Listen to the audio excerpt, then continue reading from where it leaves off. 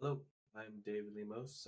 My pool nickname is Oso, and I've been playing pool for about 5 years. I think it's about 2019 is when I started, and I graduated ODU in 2023, and being part of Collegiate Cues and Kingdom Mentality is a real fun time doing pool stuff.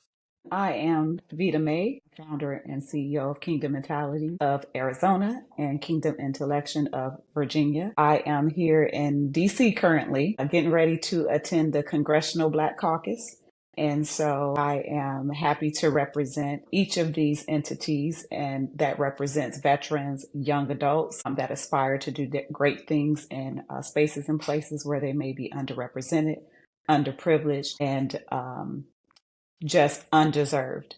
So I am happy to be here to support it any kind of way I can. And I am very much appreciative of those who have participated with Collegiate Cues endeavors and looking forward to hearing anything that you would like me to present to the Black Caucus, which represents a vast array of people, not just Blacks. In those particular spaces and communities to be a voice in places where you cannot be. And my name is Jalen May. I am the co-founder of Collegiate Cues and the founder of Dominion Cues. I am also the host of today's podcast for Collegiate Cues, and this will be our first test for the upcoming semester for college students and the upcoming year for Collegiate Cues. So now that we have our introductions out the ways, we will start off with David.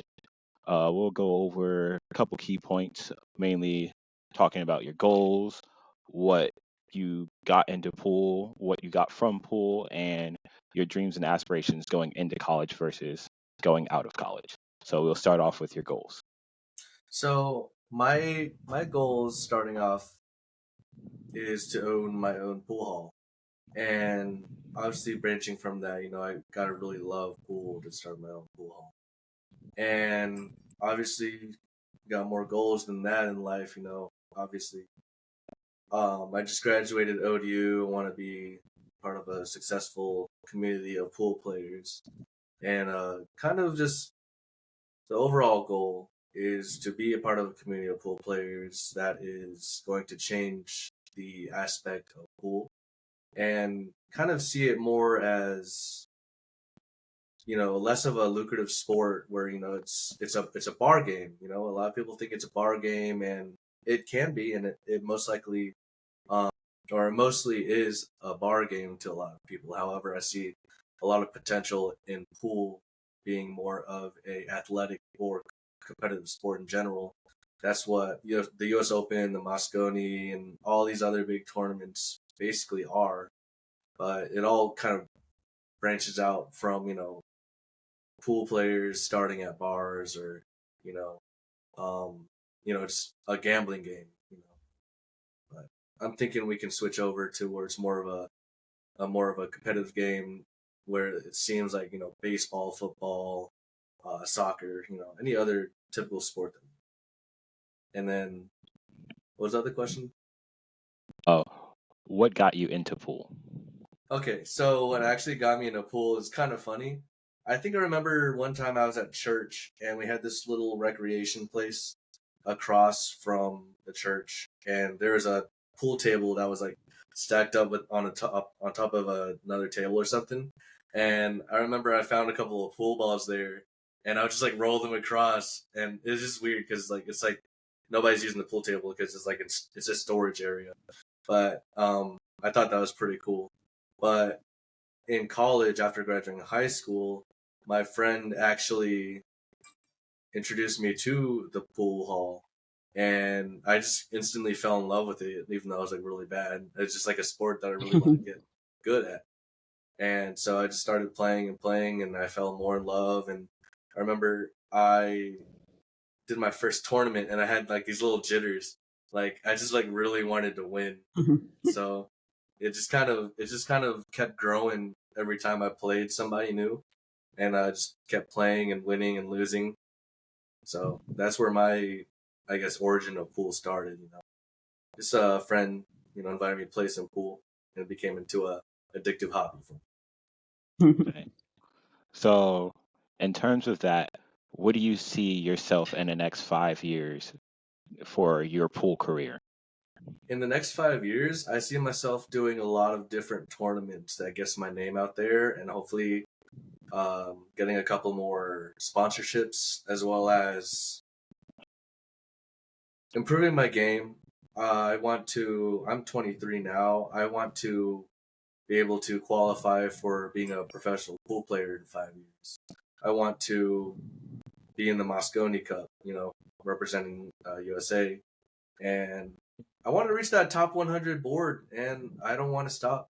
It's gonna get there within the most likely 5 years.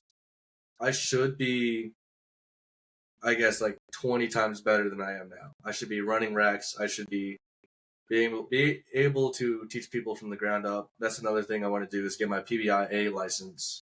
Um, but that's on the upcome. I gotta keep that up. And I guess in the next 5 years, most likely I should be reaching where I should be getting that pool hall started. So hopefully we can get that done. So when you say you want to become a pro, what do you think, in your opinion, is the steps to get there in terms of practice, discipline, taking the time to allocate your schedule, with work, with family? What is the set goal that you need to put forward to actually become a pro? That's a good question. Um, what I need to do to get there to be a set pro, I would obviously, I need to practice. I need to do my research. I need to organize my planning for doing all sorts of different pool practices.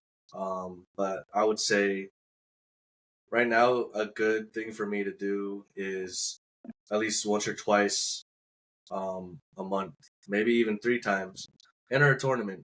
Just enter a tournament. Tournaments are a good thing to do to kind of see where you're at, like skill level wise, whether you're doing good or bad. And you really reflect on that when you're playing, because when you're doing like money tournaments, like you're not just putting your money into it to lose. You're trying to win, Right. right? So you take what you learn from those tournaments and you apply them to your practice. But like coming from the ground up, never done a tournament. If you've never done a tournament, or if I have never done a tournament, practice, practice, practice, research, and practice.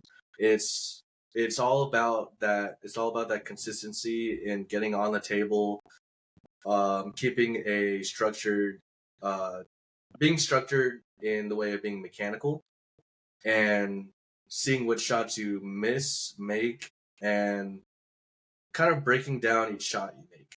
Because when you're practicing rather than just playing around, it's completely different. Like you can rack up a set of balls and you can shoot around, and you can call that practice. But it's really got to get more in depth into it. You need to line your shots, think of how you're lining those shots and how you feel about it. If you make it or miss it, you judge on what you need to do for that shot to be even better. Like even if you make it, what I do is I look at it. If I make it, I'm like, oh, I missed the pocket left or right, or I didn't make it and I need to adjust.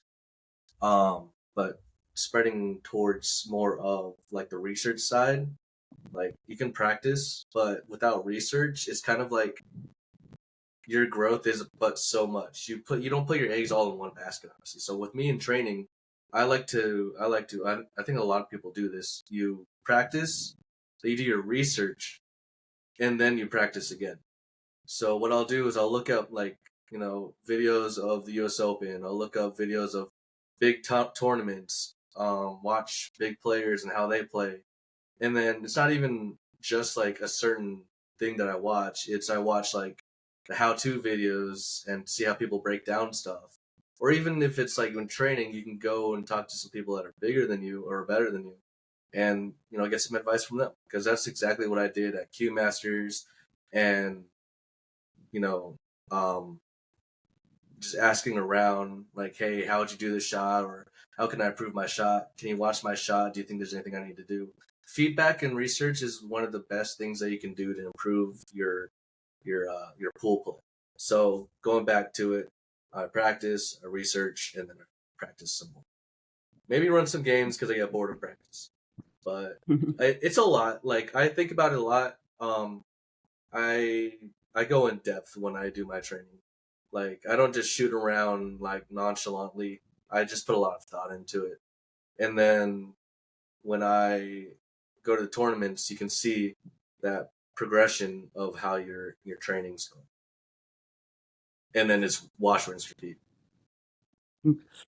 So in terms of research, for those who aren't too sure of what to research, give a little bit more explanation on that. Is it all about practice? Is it, drills?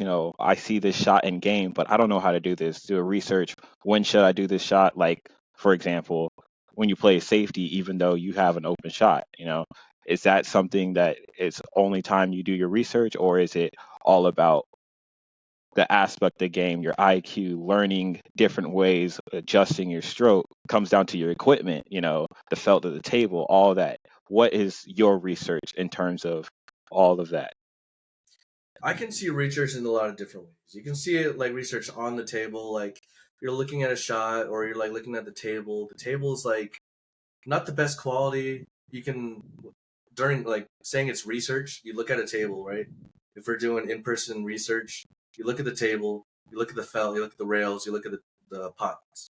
So I'll look at the felt and I'll say this is going to be playing fast, slow, medium, or whatever. You roll the ball around a little bit. You're researching the table, seeing how fast how hard you need to hit it in order to get the ball ready to go. Next thing is, you can look at the rails, whether they're dead or not. They have a lot of bounce. Are they firm or are they worn out or do they bounce off pretty fast? What can you do with the rails? And then the pocket size. A lot of tables have different pocket sizes ranging from like 2.25 to like 3 inches, I believe, somewhere around that area. But that kind of research is very much important when you're going to varying like tables. Like I'll play on Q Masters tables, which are pretty fast in the back tournament room. Then I'll go to Diamond Billiards, and they have like semi-fast felts, and then they also have some tables that have different blue felt, green felt, smaller pockets. You just adjust your play to that. And you said more about research, right? Yes. So like, if I'm researching shots, what I'll do is I'll probably make some shots while I'm practicing, or like I'm curious about what shots I want to make. I'll look up some stuff, whether it's going through YouTube or just I guess messing around with different shots on the table, and I'll see if I can make it, what works, what doesn't, and what are some other ways I can make that shot. What's easier, or what I feel more confident in, and then should I, like I'll play that shot. I usually shoot to make it, but if I'm playing safes and stuff like that, I'll practice some safes. I don't really practice that much safes, because all in all, I'd rather, if I can see the shot, I can make the shot, I'll go for it. But I'll only go for safe shots if I don't feel confident in running the table.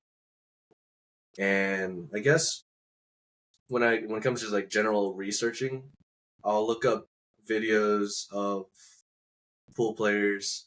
Like they have videos of like safe shots. They'll have videos of jump shots, bank shots, kick shots, and positioning shots. And I'll just look up all of those and I'll see if they're putting like top spin, right spin, back spin, whatever. And how just how, like looking at them shoot it and trying to replicate it on the table is how I'll generally do it. And I believe that's my best way of like researching. It's like looking up videos and understanding how I shoot those. So going back to, watching these different pros and watching tournaments and stuff like that, there's a lot of controversy on certain aspects of the game. For example, how your stroke should be. Should you be more mechanical, swinging only your forearm? Should you drop your elbow to generate more power? Stuff like that. When you're talking about going from the amateur level to the more intermediate level or beginner to amateur, what do you say is your advice to somebody who's just starting out Just starting out for your stroke? Because there's a lot of controversy out in the world. Everybody's talking about don't drop your shoulder, don't drop your elbow, stuff like that. What is something you would tell them if they're just starting, they know nothing about pool?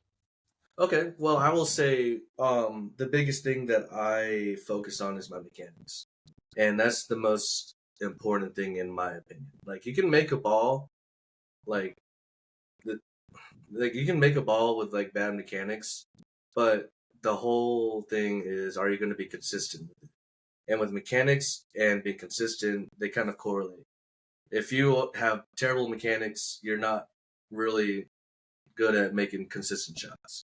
But if you have good mechanics, you see yourself a lot more, I guess, confident and more. You run more balls. You're more consistent. You're more precise. So when it comes to, like you said earlier, like the elbow thing and how much you need to move, the less you move, the better. The more accurate you're going to be, the more consistent. However, there are pool players out there, mainly I believe Filipinos, who have a wild, wild stroke, and they're just moving all over the place. They're pushing through the ball, and it's just because they've been drilling that into their mechanics. So it's between either being technically mechanic or you can be drill mechanic, which I guess you can kind of classify that as, they practice the same exact shot, whether it's mechanical or not. It's Mhm. They have their form, but it doesn't move, which is a good thing. However, I strongly believe in following like mainstream mechanics, which is like, you know, you have your own like natural mechanic. Mhm. However, like everybody's got like either long arms, short arms, they're tall, they're short, and strong or scrawny or what. I believe going back to like basic mechanics of keeping your shoulder tight and your elbow on a what do you call it, an axis or axle. Mhm. Like this is the only thing that I move when I play. I don't shove my shoulder forward. I don't push through the ball. I don't push my body weight into the ball because I can generate enough power. I can generate enough spin just by moving my elbow and like having everything set down like a tripod. Because the more you move, in my opinion, if you don't practice that same shot all the time, you're not going to be consistent with it. You can shoot with like your elbow swinging and your shoulders swinging and your whole body moving, but it's not going to be as consistent. So when it really comes down to like beginner mechanics, I think the most important thing is to keep your whole self grounded, make sure you have good balance, and keep your like if you're right hand or you're right eyed, you're right handed, keep everything in that line. Left handed, same thing, but keep everything in that line of shot. You're from the cue ball to the pool table, to your shoulder, to your elbow, to your right leg and your right foot. I kind of use that as my example of like my straight mechanic because I used to play baseball and there's like this K stance where everything's in line from your bat, your head, your shoulder, your uh, and your foot, your leg. They're all in a straight line, and that's where you're going to get your most accuracy when you're um, shooting because when it's in that linear position, you you tend to not waver because like if things are like misaligned, you're gonna have like all this different how do you describe it? It's like it's more potential to mess up. And if you keep everything in a line and it feels comfortable, it's just like straight as an arrow. But like if you have like a wavy arrow, it's gonna go all over. I guess that's what my best analogy. So I agree with that statement. I developed a concept. I call it the 5 C's. It's called composure, confidence, comfortability, consistency, and capitalize. So the main three: your composure, your confidence, and your comfortability. Those three things are your foundation in the game, right? If you're comfortable, you have more confidence.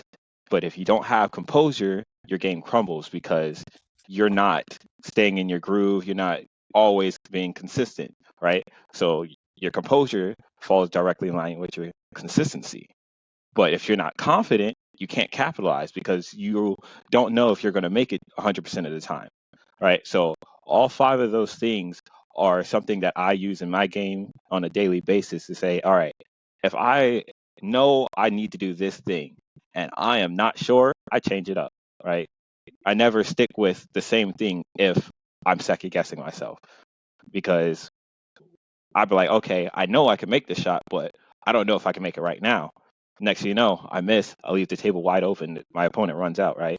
So I feel like using that as a basis to go about the game is another way of analyzing it. And that is a form of research for me. I research my own game instead of researching other players' games. Yeah, I'll go in and look at pros, watch their videos, seeing how they would do it, but I mainly record myself play.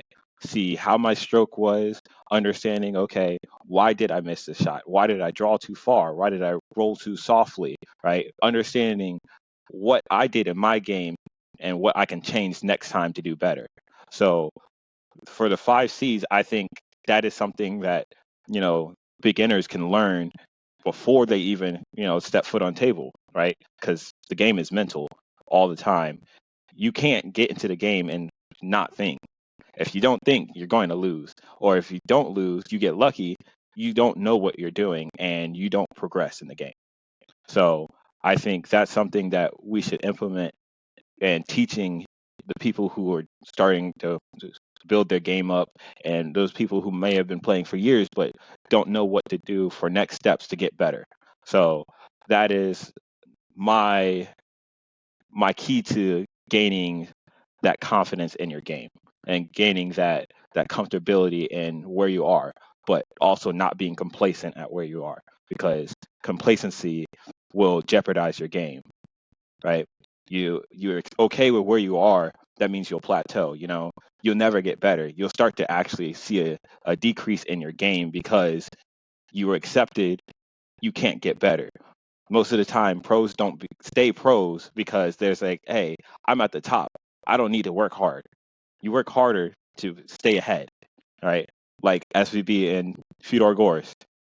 SVB has been number one for years now, but Fedor Gorst, he came up and challenged SVB, even though, he's still young. He's only, 24, 25, and he's still considered the next SVB.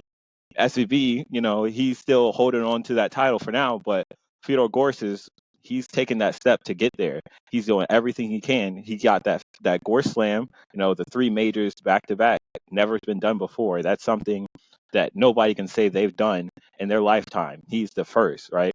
So even though he's not considered the best of all time, right? He's still getting to that point because he's making a name for himself. Like Allison Fisher, she's made or she has won over 80 majors in her whole career, and that's crazy to think about because she's been playing for over 40 years. What other players can you say has won 80 majors? You can't name any off the top of your head, and even if you could, they're not as prestigious as Allison Fisher because not only did she win those 80 majors, she's still competing at the top level of play nowadays. She's playing with all the younger players and competing against them and winning still, right? She just won a tournament at South Carolina like 2 weeks ago, and she worked her hardest. I could see in her game. I had the opportunity to actually watch her in person play. Unfortunately, she didn't win that tournament, but her sister Kelly Fisher did. and watching them play, it's so inspirational because seeing that difference between my game and my peers game, and then a pro who's been playing for 40 plus years, it's a big difference, right? So seeing that, and seeing that my my idea of the game and how I think about the game is translated to how pros play, it's a big improvement in how I think about it, right? So I wanted to do this podcast because I want people to understand that this game is not just about, hey, I can shoot a ball. You know, I want to be able to have the problem solving skills to say, okay, my opponent locked me up. Do I go for the make? Do I try to put them in another save? You know, that's the same as life, right?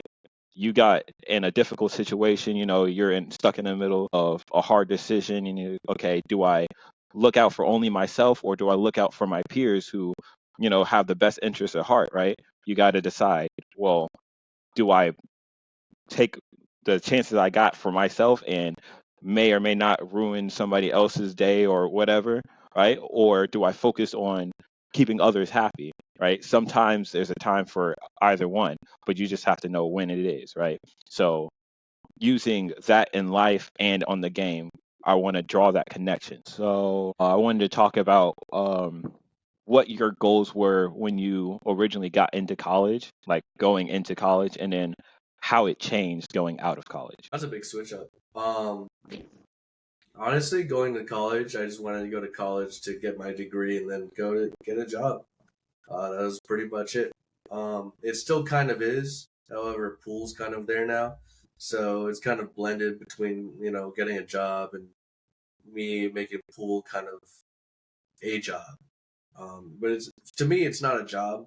More of like something that it you know keeps me pretty focused, and hopefully once I get this pool hall going, it will be part of that whole original goal of having a job. But yeah, pretty much I went into college not really knowing what I wanted to do. I was an undecided major for my first couple semesters, and then I decided to, hey, why not? Let's do business management, see where that takes me. And even in my senior year, I did an entrepreneurship capstone class that we got to make our own business model, like doing business plan, the finances, the whole 9 yards of starting a business, except for like the tangible stuff. It's kind of like you get all your finances, you get what inventory you need, you find a plot of land, and you actually plan out what you need to actually start a business. And I based it off of pool. So it's kind of where it's intertwining right now, where you know it would have been nice to be like an accountant somewhere, or be a manager for some decent company. Um, but as it is right now, I think that when I first started college, if I never got introduced to pool, I could have been having a job and just making money and kind of living like a dull life. But pool really brightened up my day. It really brightens up, like whenever I play pool, it just makes me feel good. And I think pool has changed me ever since I went to college. My view on life is a lot more different. Having pool kind of intercept what I used to want to do, but in a good impact where it's like when I play pool, it keeps me focused. It makes me think. It's like a game of chess to me. Um, so yeah, my goals have definitely changed since. Okay. We have a couple questions from some of the viewers. What keeps you interested in the game? What keeps me interested in the game? I say it's the endless possibilities on the pool table. Whether you're playing 8 ball, 9 ball, or anything, it's never the same rack. It really never is the same rack, unless you pattern rack and you play it that way. It'll be kind of simple. But you're never gonna run. You're never gonna run the same kind of game. In that aspect, it won't get boring. And there's always something you can improve on in pool. Like even the best pool players out there, they're not like saying, oh, there's nothing else left to learn. Because you'll look at these pro players and they'll play these like a rack and maybe get a very bad rack, or like the pattern's different and you got to run it around the table a different way. But for me, I think it's just one of those games that's not over exhausting, and you can kind of take your time and kind of perfect what you're doing. You can really keep changing, you can keep adjusting, you keep growing with every shot you take. And I don't think there is a single shot that I don't take into mind. Whenever I miss a shot or make a shot, I always think, how can I play that better after that shot? And that's what kind of keeps me in there, where it's challenging me to do something different, or whether it's for better or for worse. Um, and then the other thing is just, it's not like a game of chess where you sit down and you play this board, um, and you have these all different openings and all different ways to play throughout the game. And it's not like bowling where it's like you have the same lane, you have the same pins, but you just have the oil that changes. It's on a level where it's almost infinitely changing, and it takes your own strategy to get around the table.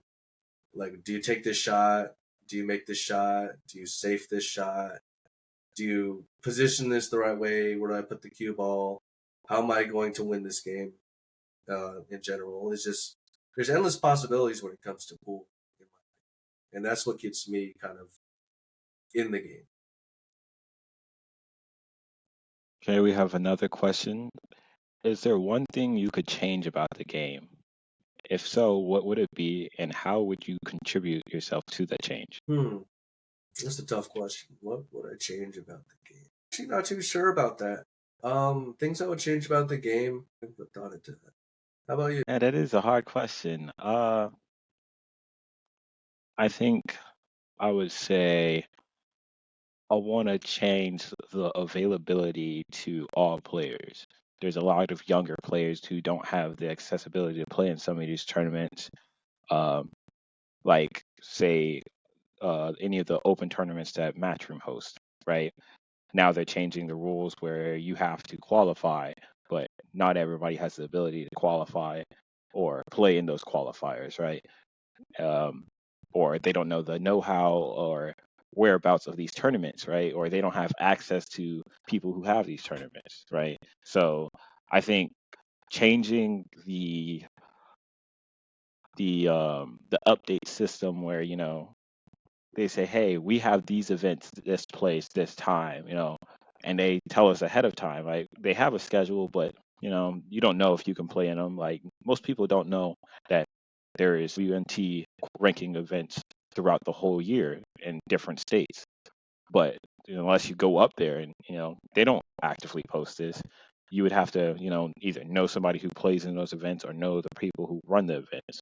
So going out and actually having a system that says, hey, we have these events open to all players who want to get into that level, right? These events are specific for people who are either pros or going to the process of becoming a pro, and they are just trying to get their leg out there, maybe even trying to get sponsors, and this is their way of getting in that door, right?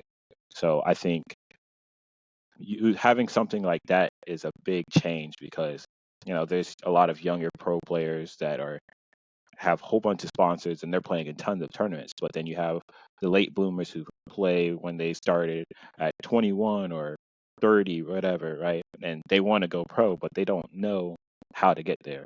So having that avenue to allow them to be able to play in those events and have the know-how of these events, I would say is what I would change about it. And then I guess my change would be is once I get into that avenue to become a more well-known player, and and having more of a say, like how most of the big names are, they are petitioning against the WPA, right?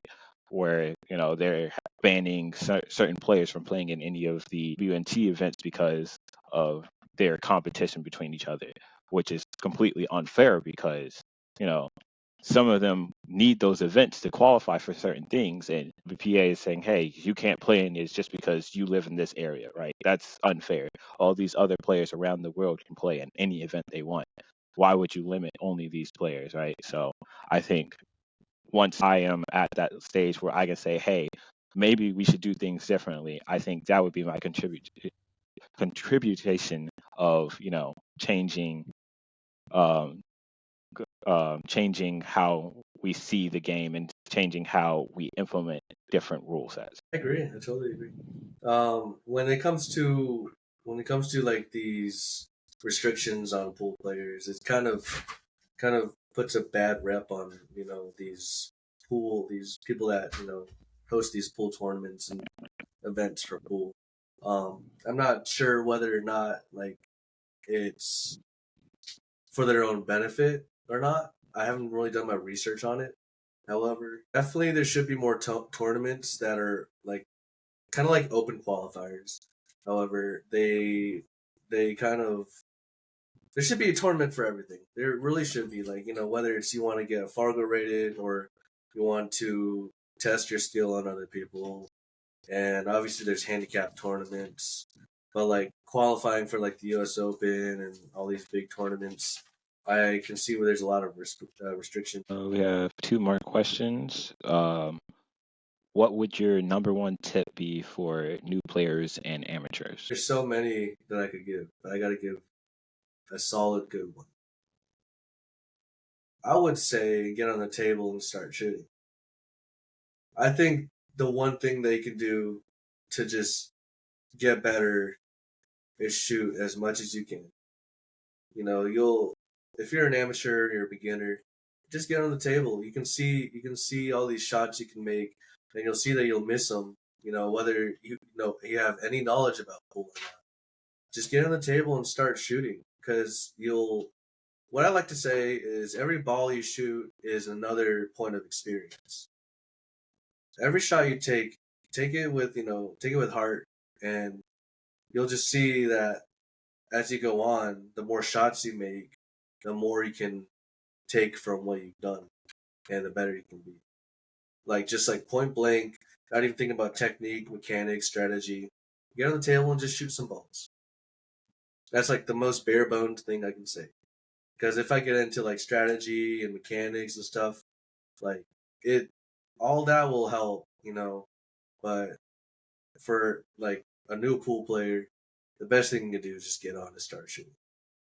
I agree. I mean, there's literally no limitations when you're a new player. You can try literally anything you want because you're building that foundation. So once you start gaining that experience, and it's like now you kind of see that you can't be super fearless where you can't just go after everything. You got to take your time, slow down, actually analyze the game. But when you're just starting out, it's better to get out there and try everything you can because you get to learn that way. You get to try out different shots that you never even thought possible. Like I just now starting to learn 5 railers and 6 railers, stuff like that, where I would never think, okay, that's the shot I need to take. But now I know it. I've come up and had like 3, 4 shots in game that I have to actually use it, and I never really would have thought that that's the shot that I would need in game. But that's something that I wish I would have learned in the beginning, but I definitely am glad I've learned it now. See, that's why I like playing, especially with you, Jalen, is because like sometimes we'll like miss on a 9 or 10 when we're playing ball, and then we'll just like shoot around and like try to see if we can shoot like a rail shot or something or a bank shot, like see how many rails we can get. It's like it's that part of that game where it's like you just play around and you figure out what you can do. Like what are some cool shots? What are some nice shots? How can you play around this shot? Just get on that table and just it's not playing around. It's kind of like, let me see if I can make this, and it's where it's kind of that caveman aspect where it's like if you're a caveman and you just discovered fire, what can you do with fire? Hmm. You're very curious. You want to see if you can do this and that. So when you're very bare bones, beginner or amateur, it's always good to just play around, test, shoot, and see what you can do on the table. We have another question. If you could learn from one pro or semi-pro, who would it be and why? I don't even think that's a question. If you already know my man Efren Reyes, man, if I could learn from Efren Reyes, that would be a godsend. Like I would be able to do so much. Like that guy, he just reeks of wisdom. You know, Efren Reyes. I know he's still competing today, and he's like what, like 80 something years old. Yeah, just about. That guy can do some stuff, and it's not like a lot of people are like going down on him like, oh, he's guessing on that shot or he didn't mean that shot. But like at the same time, you already know he knows those angles. He plays everything in a certain way.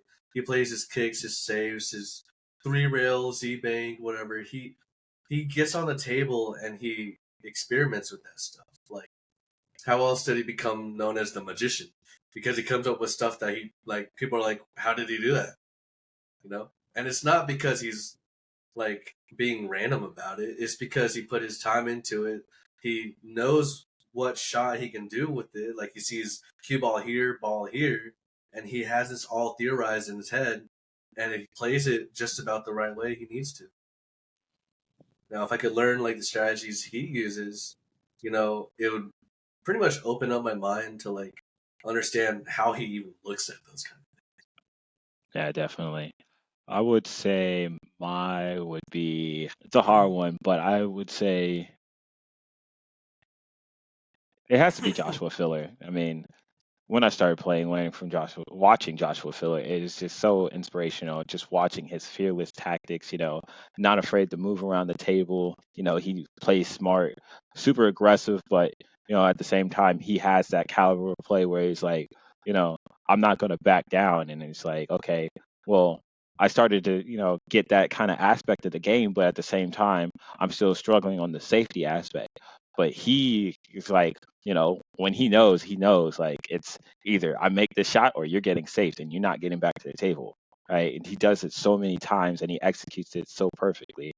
Just learning how to come up with a save like that, like heat of the moment, you have that open shot, but you're not getting back to the table if you miss, or you have an open shot and you can't get to your next ball in a well enough spot, or he pulls out a bank instead of cutting it down the table or anything like that, right? Just knowing that different aspect of the game where it's like, okay, what do I do next?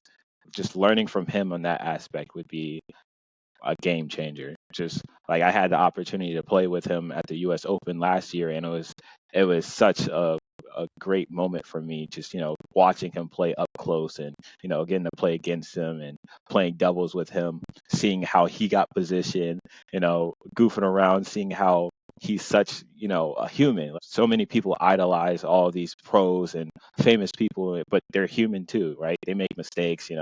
They are just like you and me. They're everyday people. They're just known for what they do, right? I want to achieve that level where, I'm not seen as an idol, but seen as an everyday person who worked hard enough to get to where I am now, right? So just learning from him on the aspect of, that confidence of, knowing what to do and not being afraid to do it. Yeah, it Okay. kind of reminds me of Jason Shaw and maybe even Chris Melling, like just their confidence in the play and how they position themselves, and these really good like strategic like plays. They can really get around that ball. Mm, yeah, definitely. I think although I feel like Jason Shaw is relying on his shot making ability a little bit too much, I think he still has a great IQ of the game, and he is probably one of the most fearless shooters in the game because he knows he can make anything on table.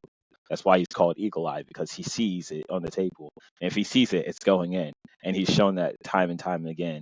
So just I think once he starts to get out of his head and actually just sticks to what he is good at, he starts to start bringing back titles. Like last year, he came back and won the Hanoi Open and won the PA Expo a couple months ago. So he's coming back, and he's coming back stronger than ever. So I'm just excited to see how he takes on the new challenges ahead. We have another question.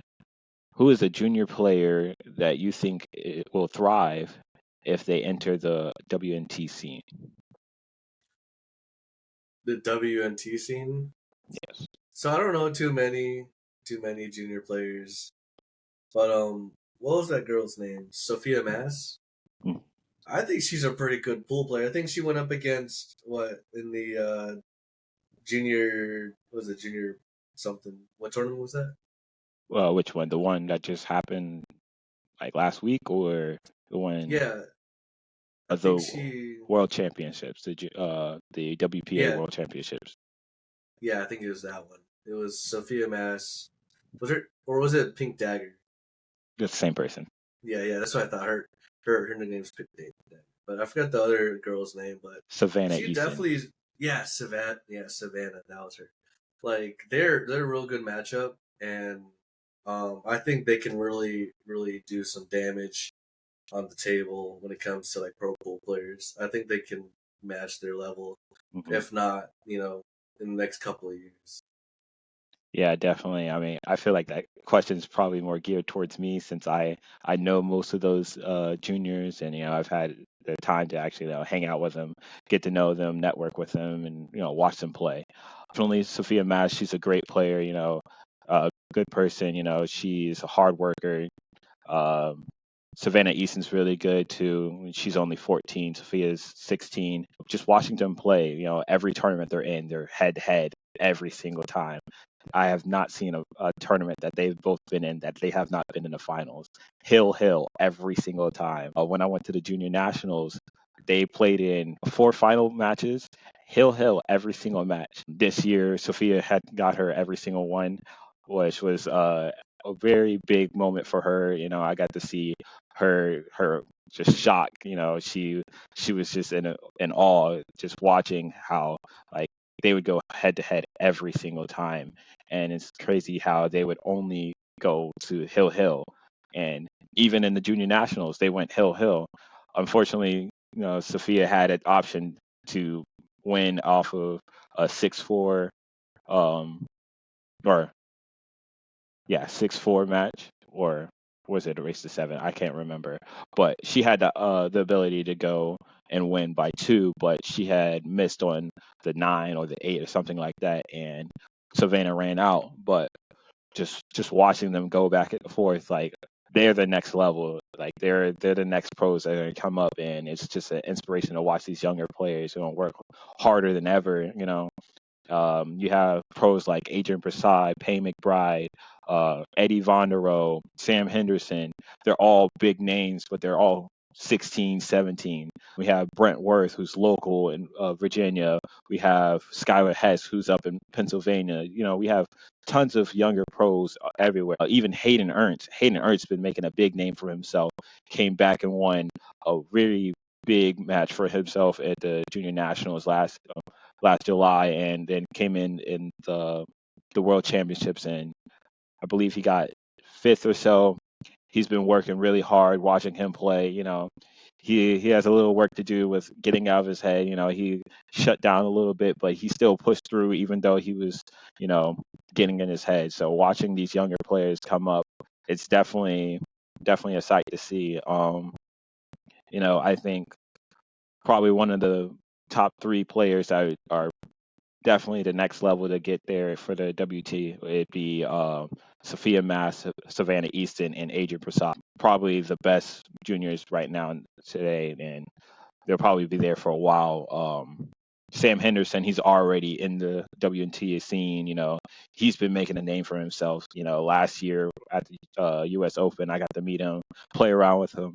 Barely could string it together 2, 3 balls in a row, but now look at him, 720 Fargo. Running racks, beating SVB in the World Pool Masters or one of the major events. Just running racks on him. Like he's been pushing through. Unfortunately, he's in the hospital right now. He was unresponsive on the plane, so prayers to him. But hopefully he'll get out the hospital and everything goes his way. But once he's back, I know he's going to be working hard to get back in the scene. I'm going to chime in for a second. I love to hear the young adults just having a drive, aspiration for things, not just pool, but a greater aspiration in life. So I'm just going to highlight on a few things that is key to kingdom mentality and having a kingdom intellection.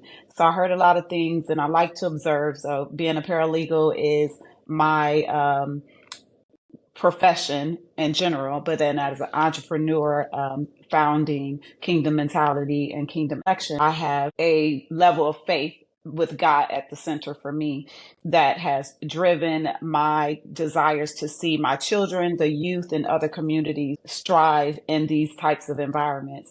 And so I heard you all talk a lot about diversity. I heard David discuss, how he started. He was in church, and had an experience in church. And oftentimes people think of these experiences like, oh, people shouting, they go crazy. But look, your experience was God leading you to, a joy that is natural, but also spiritual in different aspects. And what you guys put into that, as I heard Jalen speak about, someone that's having the challenges of being unresponsive on a plane. This is where prayer comes in. This is why these things are important in everything that we do, even talking about the 5 C's. Name those 5 C's again for me, Jalen. Composure, comfortability, confidence, consistency, and capitalize. Okay, and then I'm going to add a few more C's onto that. Being centered.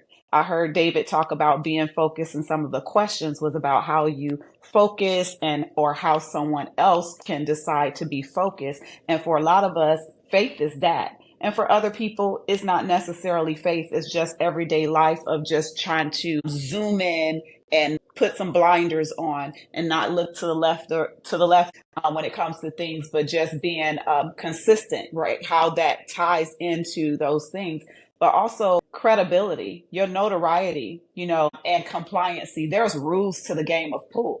And so it's more than just, as many have stated, just a game. We want this to be more than just a game. You have the game of life, as they say, but taking it from those areas of just the pool hall, as David was talking about, being a like bar game, to another level of outside of that. This is a profession. You see how serious they're taking this?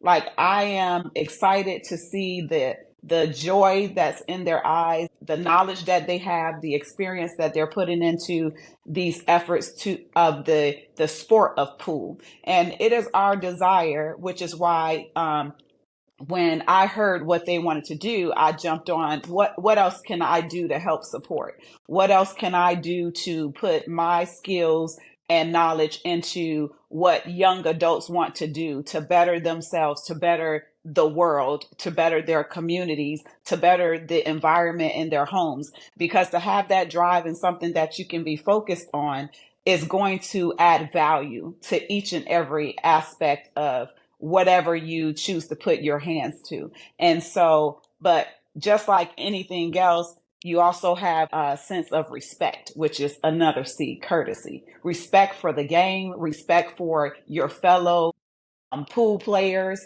respect for those who are running the pool halls, other organizations that partner to sponsor these different events that they aspire to be a part of. So these things are important in life as a whole. So I heard David talk about how the game is like never the same, right? So I would say never quit. Whatever you're doing, whatever you aspire to do, it doesn't matter if it's pool, if it's football, basketball, any type of sport. Doesn't matter if it's the arts, what we call the 7 mountains of influence, government, media, just all of those things that are playing a key role in the lives of each individual every day. So never quit whatever it is that you're aspiring to do.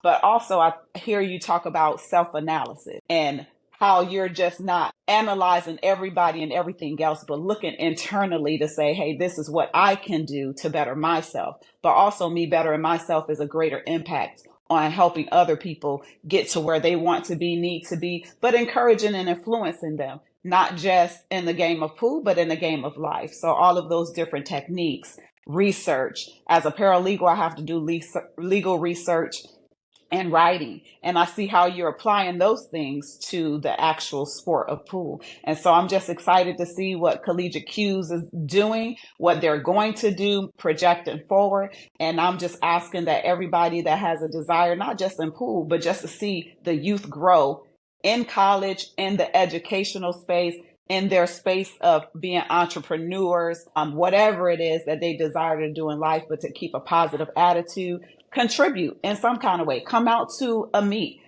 help us fund this to hold more tournaments. I know that we've had Collegiate Cues open tournaments. We've had tournaments with the colleges coming out. Name a few of those colleges.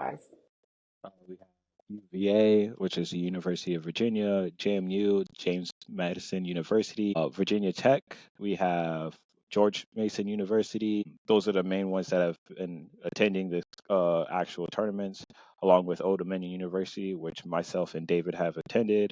But then we have other schools that are interested in joining or hosting their own tournaments under our division, which is MIT, we have Dartmouth, we have Purdue University, we have so many, it's too many to name that I can think of off the top of my head, but over 30 plus schools and growing. Yes, thank you for that.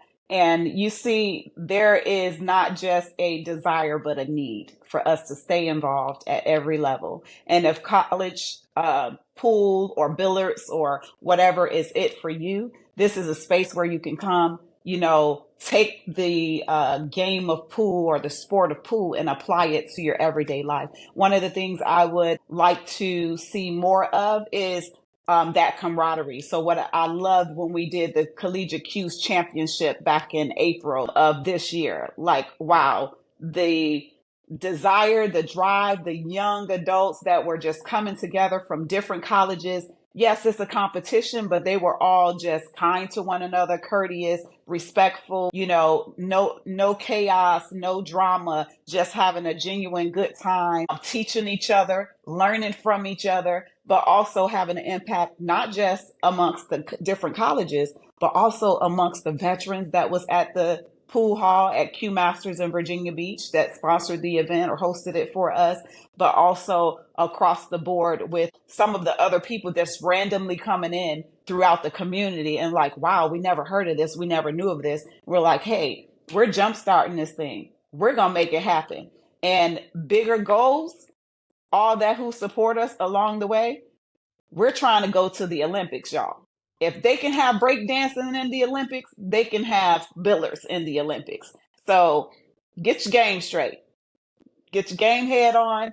Be strategic, make whatever adjustments, get dedicated, stay consistent. And the last thing I'll add is leadership.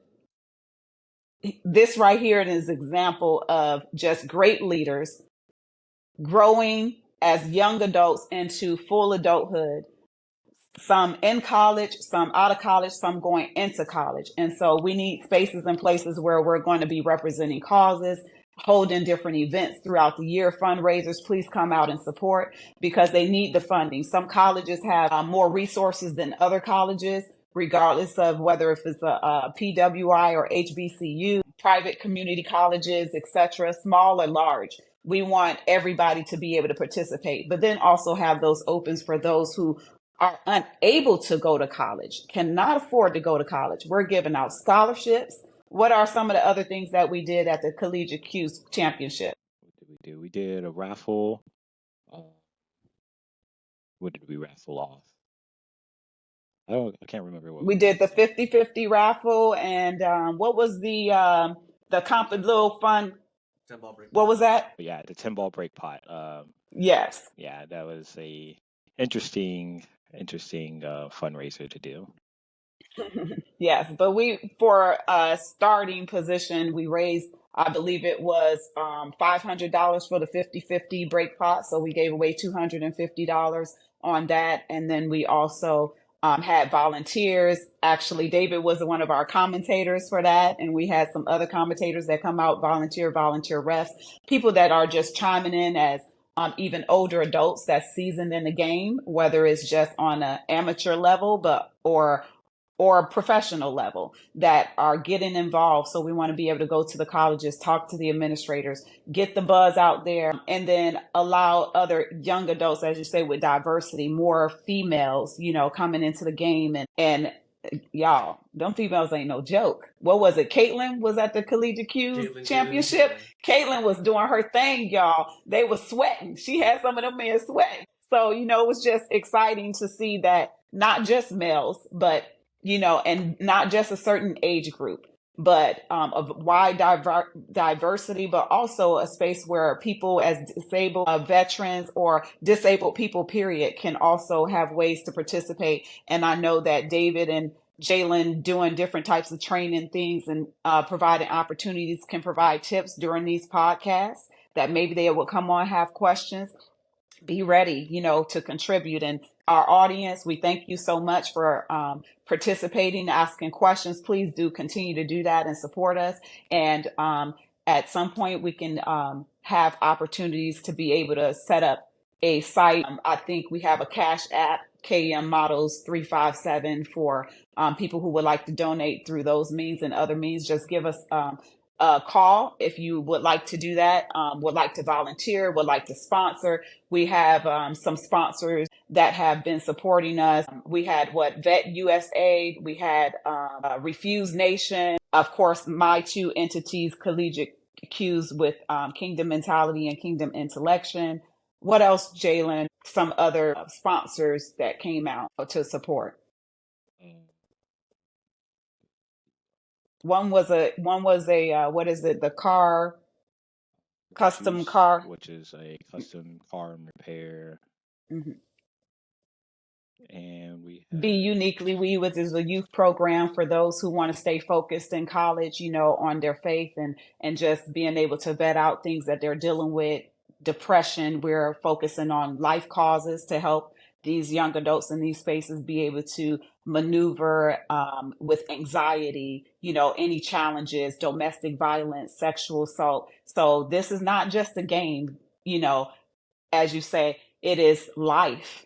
And every pool player is going through something, whether it's, you need extra help in your studies. We're looking at all different avenues that we can bring attention and support to these things, but also making sure that people are mentally focused, mentally healthy, in every area of life. And you don't have to go through things on your own. If you're struggling, not just in pool, you're struggling in school, you're struggling with conflict resolution or how to get along with your peers or how to set a schedule to stay on track and be focused and to follow those various different C's and how do you, get there. Those are things that Kingdom Mentality and Kingdom Intellection particularly are focused on from my aspect. And then I leave the game of pool to Jalen and David and all those who do their thing from that aspect. But I'm learning so much from them and how that also relates to life. So I'm very excited. I appreciate you all starting this podcast, being inspired to inspire others, not just again in your communities, but the goal is to have a global influence with what we're doing. And so let it spread and continue to do great things. going off of that, just the sponsors alone, we have generated a couple more sponsors even after the fact we had these tournaments, networking with all these companies. I got in contact with the founder of Jam Up Apparel. It's a great person. They're looking to, sponsor our events and, give us jerseys, custom design jerseys for us, stuff like that. So got a chance to contact with them. A local tournament director who has direct partnership with Tiger Billiard Products. So we have a potential sponsorship with them as well. And then a new company called Level Up Junior Billiards. They have the same mission as we do of trying to inspire younger players to keep going forward in life in general, not just in pool. So we are partnering with them to having a gateway between those junior players going from high school to college then to the real world. So great thing to network with them. In terms of tournaments, I do believe that we have some more improvement to go with the championship and how we run our tournaments. Fortunately, we had to cancel the first tournament coming up that was supposed to be this weekend due to unavailability with some of the schools, but we're still on track with the other two. Hopefully, we can fill in the last one. If not, we'll just make time for it next semester. But in terms of the championship and some of the other tournaments, David, you had the ability to play in some of the tournaments as well as run the tournament. So, in terms of that, what do you think as a player you would want to see?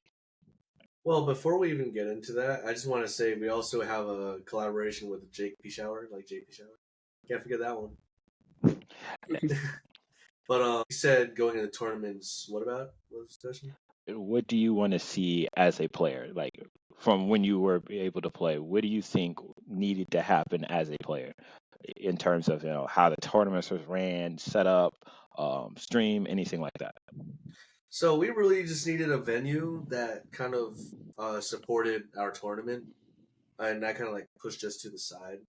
I'm not like I love Q Masters and all, but like it was kind of hard to run the tournament when we weren't able to do it in a like sanctioned facility where it was just our tournament going on.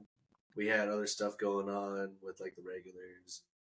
It was kind of hard to, I guess, stay focused on the tournament Mhm. because we had to deal with people that were playing back there, playing for money, and they kind of gave us an evil side eye. And another Mhm. thing is our organization of the tournament. I do understand it didn't really go to plan because of the table availabilities. We didn't have a lot of tables for the Collegiate Moscone tournament style tournament. And the last tournament, I think we had plenty of tables, but definitely more of like the bracket organization, staying on top of the games and sticking to a format. Um, we like it all just correlates with each other because if we had the room, we had the support, and I guess even a couple more volunteers would have been great. Keeping everything formal and strict. We tried to do some things like using the stream to like keep track of like balls when we're streaming the Moscone, and just commentating at the same time. We had a referee. It would have been helpful if we had a backup referee as well. Whenever he needed a break or anything, because he definitely got pretty tired. So we Mhm. just we're at the point where it's like like we have enough equipment, we have enough like manpower to get it running, but to keep it consistent and keep it organized, we it would be great if we had a couple of more supporters and running having somebody consistently putting the matches out for like the tournaments, or having somebody being a tech guy, somebody that's running planning, and um, besides the organization, everything else, just having some people that are, running behind the scenes, kind of keeping things straight. Yes. I think those are very important notes. And the doing surveys or some type of feedback, and of course the event as a whole, all the college students that came out from I think we had 10 colleges represented About 8. at the about 8 that was represented. I mean, they were just great, great camaraderie and things of that nature. But I'll tell you what, this stuff is expensive. All that equipment, all of the things that go into it on the back scene, ripping and running, gas, time for the students or players to come from 5, 6 hours away, driving, hotel, food, meals. Let me tell y'all, I have been funding this out of my own pocket for years now. We need financial support for the colleges, for the different things that we want to do to expand. And when we bring in the funding that can help support getting those extra resources of people to run this and run that, would be definitely helpful. I can only do so much as a retired Navy vet, but I'm doing what I can to sacrifice my own finances and helping to advance and enhance the capability of these opportunities for Collegiate Cues to shine and these young adults to continue to press forward. We know these college students, they can only work so much. They have classes going on, they have life in general going on. And there's only so much they're going to be able to do other than fundraising. We're going to continue to press on them to do their part and start some fundraising opportunities. So please support them when they ask to help in any kind of way. But also, again, as sponsors, being able to step up and say, hey, we can help cover this, or we can donate this, or volunteer your time. All of those things are important. And we're just wanting to continue to progress and to continue to elevate. And I believe that the more we continue to focus from that perspective, we'll be able to achieve those goals and milestones that we have. So I'm looking forward to continuing to press forward. We're continuing to grow, so that's great. And much like the things that was expressed on today from both of your host and your co-host today, that will be going forward doing future podcasts. You won't always see me. I'm just here to make sure that I'm giving the support that I need. So whenever they need me, please do reach out. I am a phone call away. Lots of work on the back scene on my part, but let me tell you, these two are phenomenal. And we have a few others that are consistent with supporting and being just excited to put their hands to the plow. So please do so. Please, please, please, please help us fund this thing and get it moving in a direction that will expand us. Again, I'm here in DC at the Congressional Black Caucus Convention, and I am going to be talking about Collegiate Cues, y'all.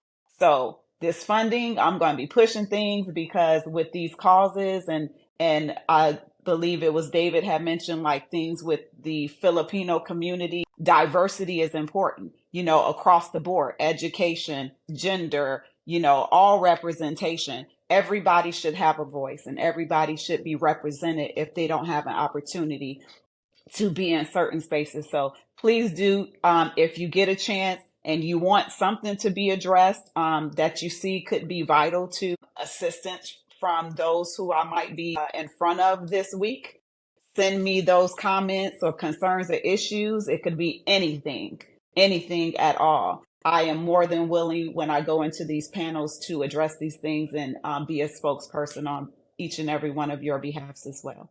So thank you again for having me. I'm excited to see where you continue to go and grow in these spaces. Um, So in terms of, tournaments and advertisement, what do we think would be the next step for sponsors to donate other than money? What do we want to have at these events, to help bring in the interaction with the viewers and the people locally and all around it, draw them in to want to come to these events and participate in the events? I think it should be a little sample of their business, like Refuse Nation and JoJo. He makes apparel. He also has a couple jerseys. I have a jersey that I got from him, and I got to go up to his place and actually get it. But places like the B, what was it? Be What was uniquely it? we. Yeah, Be Uniquely We. If they Mhm. brought in like a couple of posters on what they're all about and offer some of their their uh, their their business at some of our events, I think that could also attract having a bunch of our sponsors be represented there as advertisement as well as selling their business would be really big. And another thing, offering some, I guess you call it like sponsorship money, or whatever we need for the tournaments, whether it's somebody representing their business or helping out during those events. Like we always need somebody to, like, whether it's being a referee or being behind the scenes trying to organize some, like, planning the tournaments. And I'm not too sure much other than that. I'm not. I barely have any experience with sponsors, but Jalen might have a little bit more to say about that. In terms of being a tournament director and player, what do you think we need to run the tournaments more smoothly? Being a tournament director, definitely need to have that bracket set. Definitely need to organize the way that we are setting it, like whether it's how many tables we got, stick with that, and confirming. Like if we're doing this thing at Q Masters again, if we could do this all over again, I would pay as much as I needed to just to have that whole back room, you know, because it really is kind of a guessing game when the like things you have planned out, but when you get there, things change. So that's one of the biggest problems we had. But other than that, I think making the bracket, organizing it, having a time limit on stuff, as well as hosting the tournaments, even going back to sanctioning our pool players. Can we get them a hotel if they need to stay the night over? Because we had a point where people couldn't even stay the whole tournament because they wouldn't make it back. Like to where they're from because they drive 6 to 8 hours away. They have to worry about paying for a hotel. They have to worry about, finding a place to eat, and kind of, we're college students. I mean, I'm pretty sure not all of Exactly. us are like, we're not banked up like that. But it's definitely,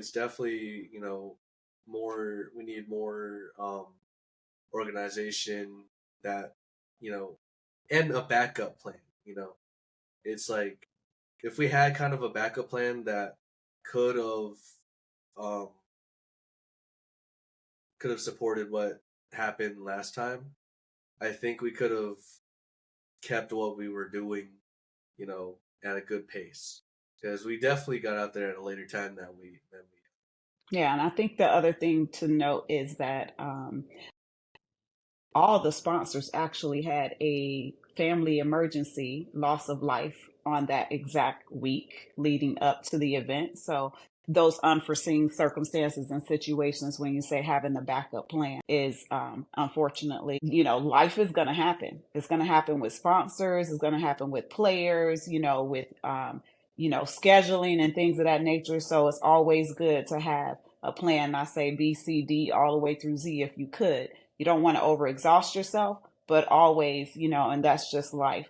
Nothing is ever going to necessarily pan out the way you initially plan. But when you have a backup plan, you can try to foresee things that what could possibly go wrong. And if this goes wrong, what can I do? And that would be the same in your education in your school. Hey, I can't make it. Maybe you need to talk to your professor and say, communication is key. Communication across the board. Hey, I'm going to be late. Hey, I'm not able to be where I should be at this time. Can I send someone in my place, or is there someone that you can send in my place? And so these are life lessons that we're also learning to make adjustments. Be ready to be flexible. Be ready to be, step up to the plate when somebody need you, even if it's not your job, even if it's not your assignment. It's step in and be a blessing to somebody else, even when they're unable to. And that just goes a long way with making things happen in this world, but also paying it forward. It's more better and blessed to give than receive. And so there's a lot of people, such as the two here, myself, and some others, that are making sacrifices every day behind the vaccine to put all these things together. It takes time, effort. So the more people that are willing to volunteer their time to support those efforts as well administratively, legally, within the area of Collegiate Cues, we're calling on some of these pros, junior pros, etc., to step up to the plate and be an inspiration and leadership to these young adults that's coming to the scene as well.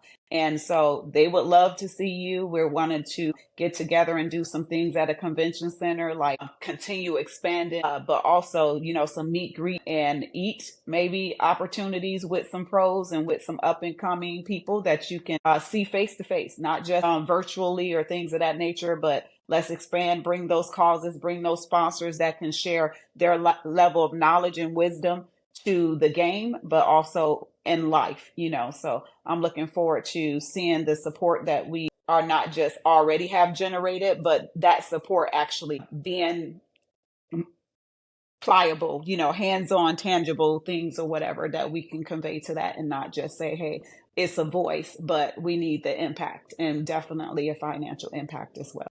I do have a connection with some of these junior pros.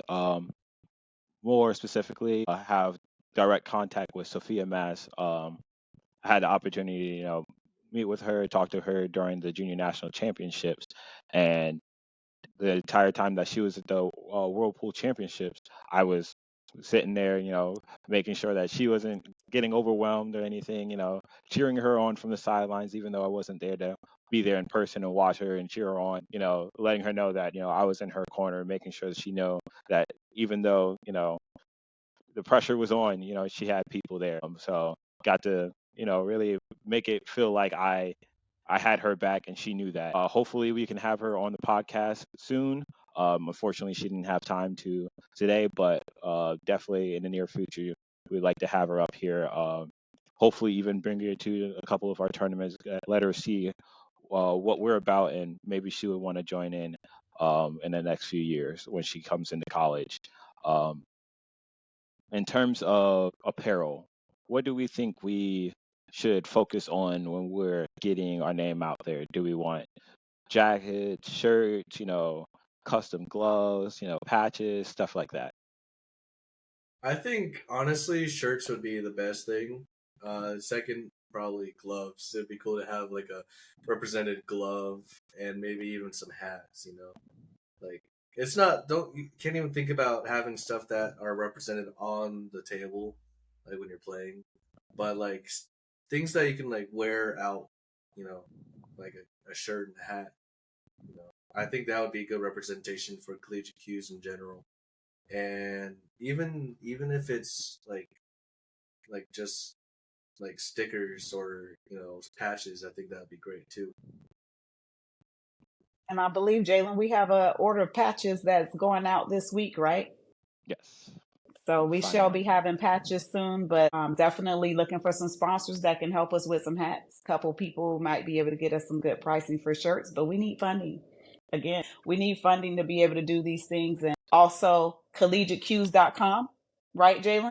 Yes. Is the website. So please go on the website, check out some of the galleries. When the schedule is there, come out, support. I don't know if we have a donation link up yet there, but that should be coming soon. And some additional things to continue enhancing the website. And also kingdom-mentality.org should be up and running. Again, it's temporarily down on the site to update some things with some additional things that we're going to be doing. And so please check them out. Again, please come out to support. Any Instagram, what other, how y'all do with all this technology and social media. So what are some other links and access that people have to learn more about these things? Our Instagram is Collegiate Cues. Unfortunately, we can't do Facebook. They don't recognize us as a official person or something like that. So working out the kinks to get that back reinstated. But as of right now, we just have the Instagram, the YouTube, and the Twitch. All right. So check us out when you guys get a chance. Come back again. And maybe one day you'll be on the podcast. Maybe you have something to say you would like to share. And it doesn't just have to be about pool, but we'll make it relative to pool. I think that was all I had for the most part. Any other closing remarks? Thanks for having me on this podcast. It's been a lot of fun getting interrogated about my whole pool career. Definitely, we strive to encourage people to grow in their game and then grow in their life. So it's definitely a pleasure having you, and definitely like to see you back again. Hopefully, with more people on board, have more enticing conversations and provoking more thought.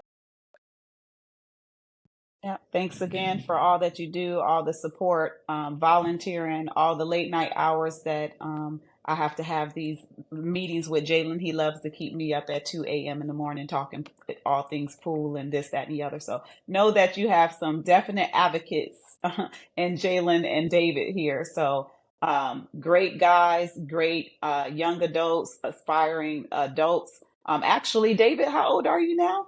23. I just turned 23 in 23. July. So, hey, that's crossover mode. That's when we start giving you your own financial bills and things. And it's, y'all start getting to the level of getting your own apartments and things of that nature. So this is huge to then, expand to say, hey, I want to have an entire pool hall where I can train and things of that nature. So we're going to need some millions, y'all. We trying to create our own pool hall, have our own space, but that space is space where people can come, be safe, have diversity, feel comfortable, and continue to thrive and strive. So good job, guys. I'm proud of you, and I look forward to seeing what you're going to do in the future. Well, see y'all next time. And I will try to have another one this coming up Saturday. I will post what time frame. Haven't solidified that yet, but All right, my sign off is grace and peace to you all. I love you to infinity and beyond. Till next time, Lord willing.